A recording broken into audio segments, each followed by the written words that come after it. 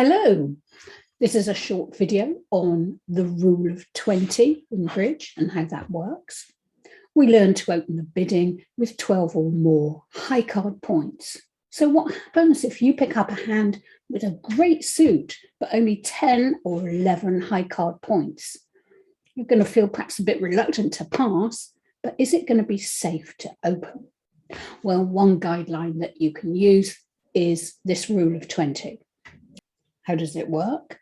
Well, it's fairly straightforward. You add your high card points to the number of cards in your two longest suits. And if that comes to 20 or more, that suggests that it's reasonably safe for you to open. The rule works very well on some hands, but beware it doesn't work on all hands. So let's take a look at some examples. We've got 10 high card points in South Seat here.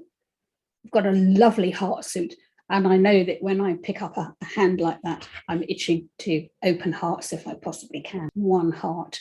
But with only 10 points, can we really do that? Well, let's test out the rule of 20. So we've got 10 high card points, and then we're going to count the number of the cards in the two longest suits. That's in the hearts and the diamonds. So we have 6 hearts here. We've got 4 diamonds, that's 10. I'm going to add that to the 10 high card points. That makes 20. Thank you, rule of 20. You've just allowed me to open this rather good hand. So I can open this one heart. And we'll see what happens after that. North has responded.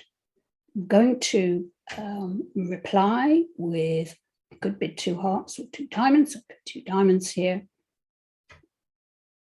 And so we're going to end up in a 4 heart contract, and we will comfortably make 4 hearts. Now we can see all the hands. Let's go back and see what would happen if we had passed with this 10-point hand. So partner is going to open a spade. Now we get a chance to show our hearts, 2 hearts. We've got 10 points and 6 hearts, so that's fine. Now notice here that partner, although we've changed suit, partner is actually allowed to leave us in hearts because we passed the first time round. So in this auction, we are only going to end up in 2 hearts. And of course, we've got a lovely hand. We're going to make 4. And so we will have lost that opportunity if we fail to open with this lovely suit in the south hand. Before we move on and have a look at the next hand, just have a quick look at south's hand and work out where the high card points are.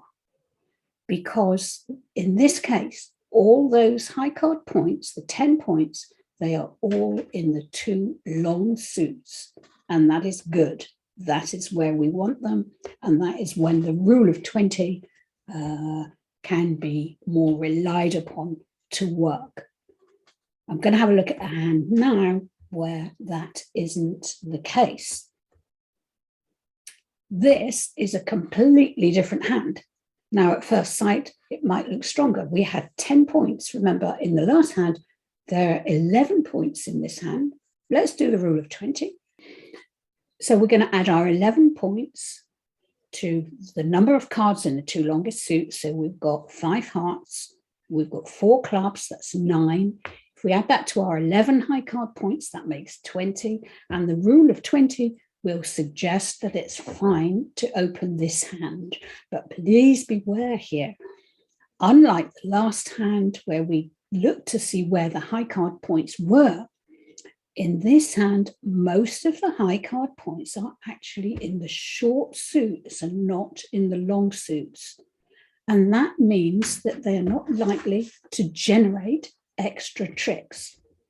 So out of our 11 points, 4, 5, 6, 8 of those high card points are in the short suits.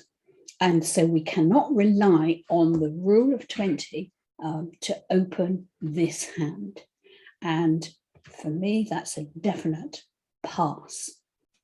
So the final message is that if you're going to trust this guideline and if you're going to use it, please make sure that your high card points are in your long suits. That was a brief look at how the rule of 20 works. It's a very useful guideline, but definitely to be used with some caution.